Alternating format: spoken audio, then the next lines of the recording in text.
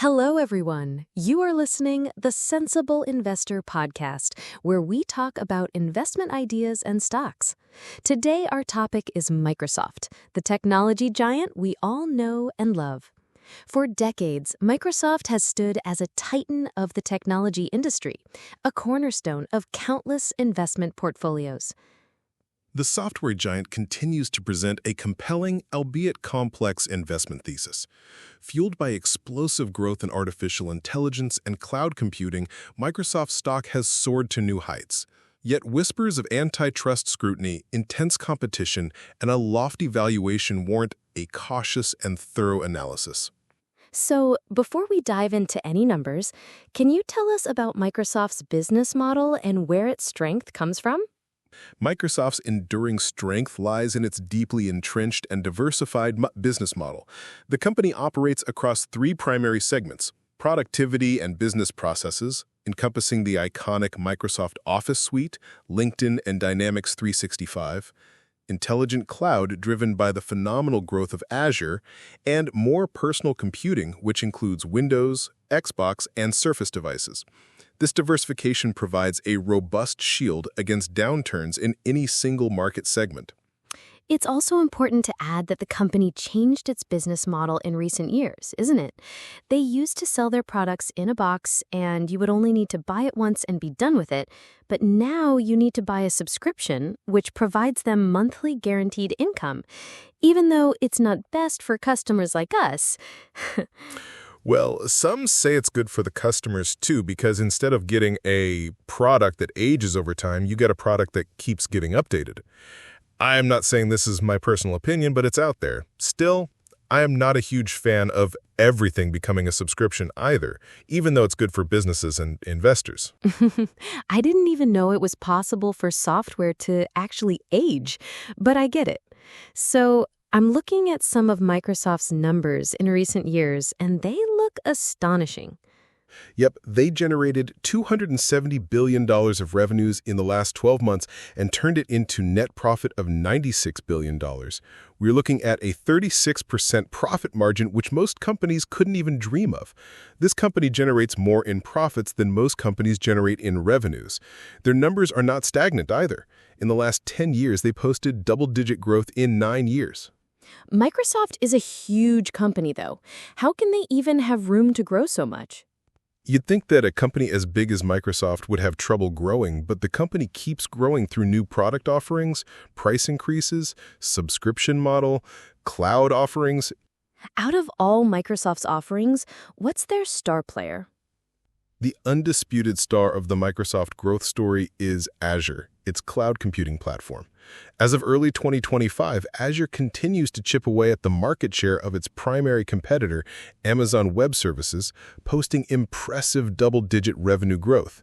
The insatiable demand for cloud infrastructure, data analytics, and now generative AI services positions Azure as a key long-term growth engine. Wow, so seem really impressed with Microsoft. Does that mean you recommend it as a strong buy, or do you have anything holding you back? Let's put it this way. Microsoft is a great company with impressive numbers, but it's no secret. Investors already know about the company and its success. This is why the company has a market value of nearly $4 trillion, and it is one of the most valuable 3 companies in the world, along with NVIDIA and Apple. So, are you saying that Microsoft's greatness is already priced in? Well, I don't like to use the term priced in because it's impossible to tell what's priced in or not in this market. One thing I will tell you, though, is that Microsoft currently trades at a PE value of 40. That means for every dollar Microsoft generates, investors are willing to pay it $40. That means investors are hugely optimistic about this company's future. Another risk no one talks about is regulations.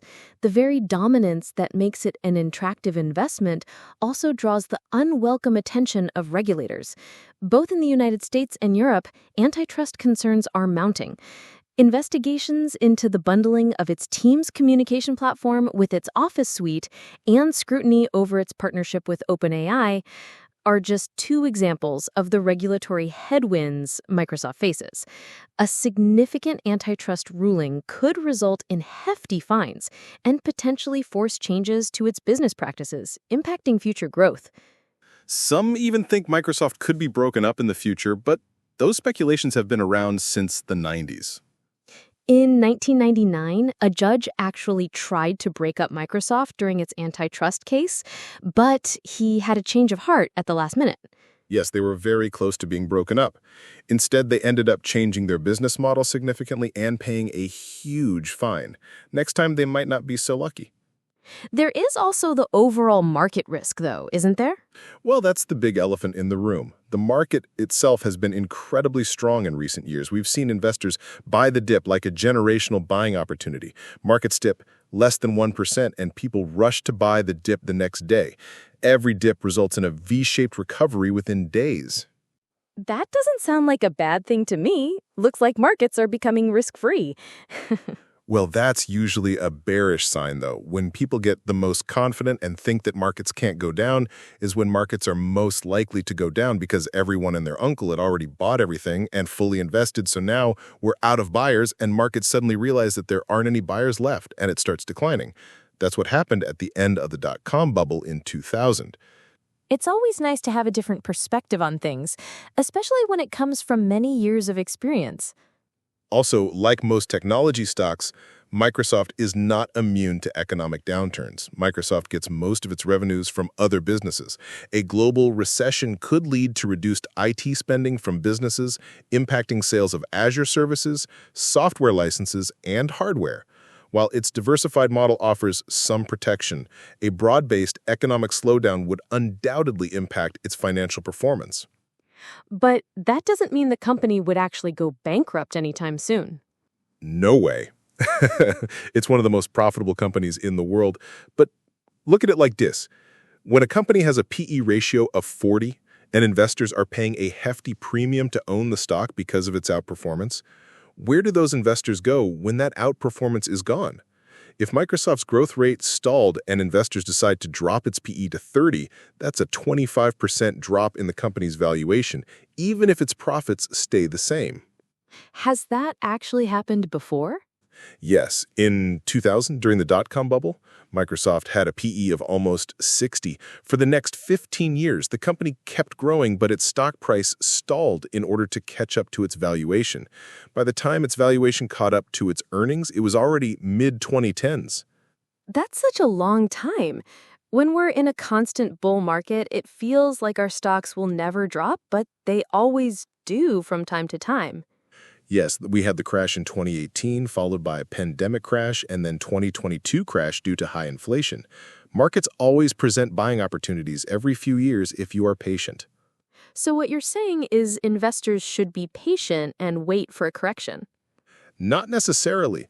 Maybe they don't go all in. They invest a portion of their money and keep some fresh money on sidelines so that they have the money to buy the dip the next time a correction or a crash comes along. Thank you for your insights.